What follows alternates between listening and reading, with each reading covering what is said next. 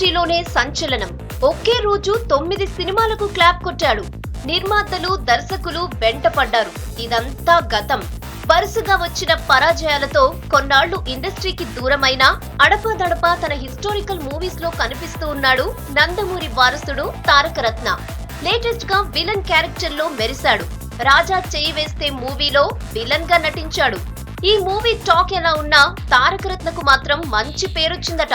చాలా బాగా నటించాడు అంటోంది ఫిల్మ్ ఇండస్ట్రీ. ఇదే ఊపులో మరో విలన్ ఆఫర్ కొట్టేశాడు తారక్. మలినేని గోపీచంద్ డైరెక్షన్ లో సాయిధరం తేజ్, రకుల్ జంటగా నటిస్తున్న మూవీలో విలన్ గా నటిస్తావా అని అడిగారట.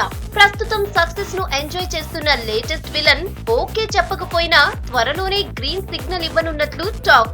ఇటీవల ఫాదర్ కమ్ విలన్ క్యారెక్టర్స్ తో మెప్పిస్తున్న జగపతి బాబుకు తారక్ పోటీ ఇస్తాడా ఏంటి అనే చర్చ కూడా జరుగుతోంది.